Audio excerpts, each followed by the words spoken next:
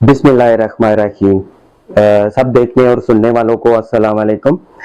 आज हमारे कोर्स का तीसरा दिन है और आज से पहले आपने पढ़ा था कि हेयर के जो स्किन के अंदर की रूट होती है उसमें कौन कौन से हिस्से हैं, उसको हमने डिटेल से पढ़ा था। फिर हेयर शाफ्ट को हमने पढ़ा था कि हेयर शाफ्ट में हमने कहाँ पे काम करना होता है और कौन कौन से हिस्से हैं जो हेयर शाफ्ट में हमें काम में आते हैं।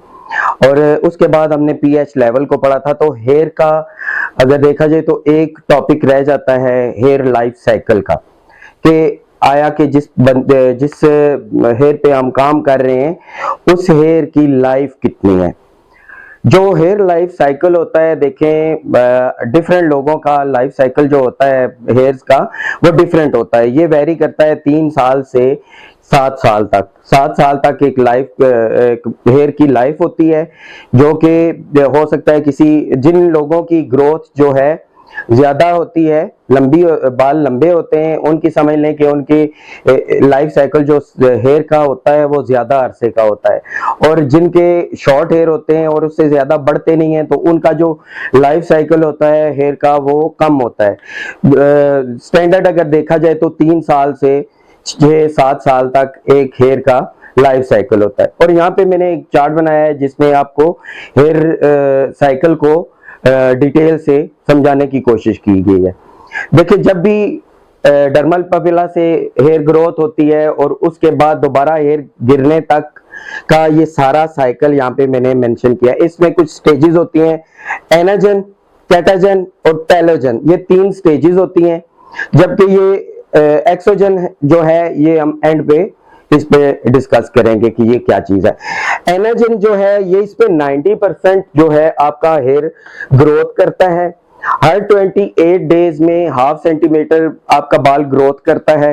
और इसमें जो डर्मल पेपिला है ये आपके हेयर बल्ब को प्रोवाइड करता रहता है न्यूट्रिशन, जिसकी वजह से आपका जो हेयर है वो ग्रो करता करता स्कैल्प से बाहर चला जाता है। और ये 3 साल भी हो सकता है इसकी ग्रोथ, हो सकता है इसकी ग्रोथ 7 साल भी हो सकती है।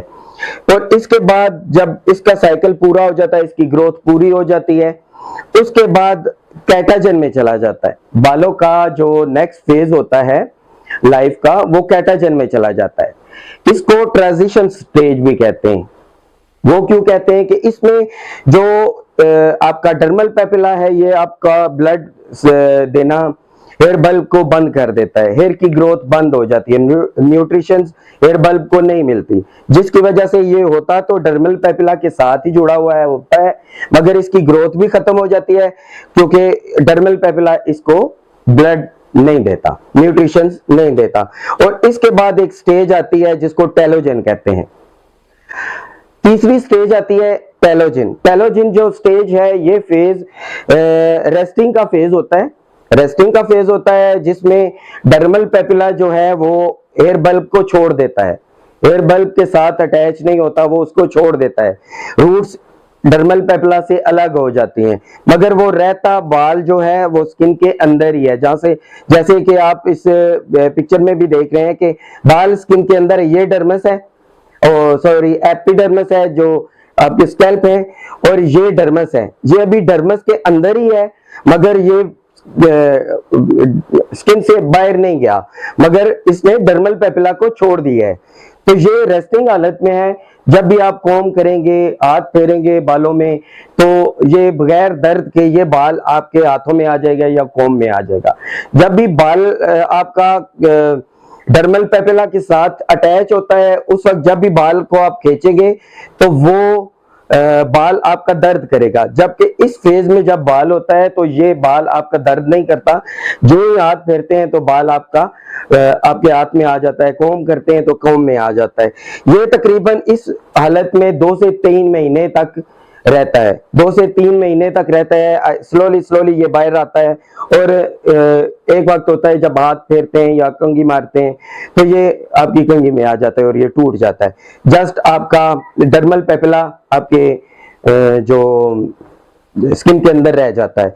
इसके बाद जो फेज आता है एक्सोजन।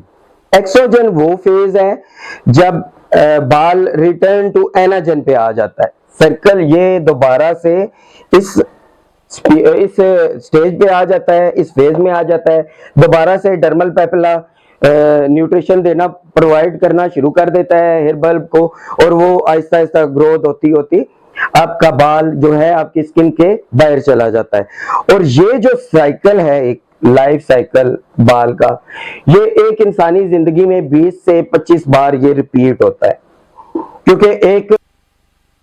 क्योंकि एक बाल की मैंने लाइफ आपको बताई है, 3 साल भी हो सकती है, 4 भी हो सकती है, ये 7 तक जाती है। जितनी लंबे बाल होंगे उतनी लाइफ समझने के आपके बाल की ज्यादा हो जाती है।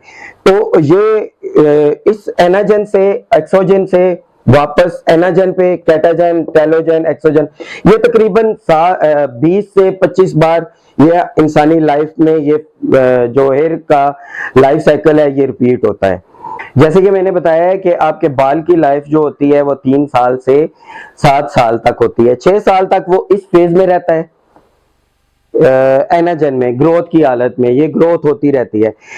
3 वीक तक, 2 से 3 वीक आपका बाल यहाँ पे इस फेज में लाया करता है, क्योंकि ये इसमें ग्रोथ रुक जाती है, ब्लड देना, न्यूट्रिशन देना डर्मल पेपिला खत्म कर देता है और ग्रोथ इनकी रुक जाती है। ये 2 से 3 वीक तक ये इसी स्टेज में रहता है कैटाजन में, और टेलोजन में जो बाहर रहता है 2 से 3 महीने तक रहता है, और ये ऐसे ही स्लोली ऊपर डर्मस से बाहर निकलता एपिडर्मस से बाहर आ जाता है जब भी आप हाथ लगाएंगे। और ये पूरे लाइफ साइकिल जो है बालों का, ये तकरीबन 20 से 25 दफा ये साइकिल कंप्लीट होता है। और इंसानी जिंदगी के साथ साथ जो एज बढ़ती है तो ये हर बाल इतने साइकिल कंप्लीट नहीं करता। कुछ बाल कम साइकिल कंप्लीट करते हैं, कुछ बाल ज्यादा साइकिल कंप्लीट करते हैं। अमूमन आपने देखा है जो एज बढ़ती है तो इंसानी सर के ऊपर जो बालों की तादाद है वह डेंसिटी है वो कम हो जाती है। और यही वजह है कि जो ये साइकिल चलता है लाइफ साइकिल बालों का, ये इसकी तादाद कम होती जाती है। उम्मीद है ये छोटा सा टॉपिक बालों का जो आपको समझ आ गया होगा। ये है तो छोटा सा टॉपिक है, मगर आगे चल के ये आपको बालों को समझने में बहुत मदद देता है।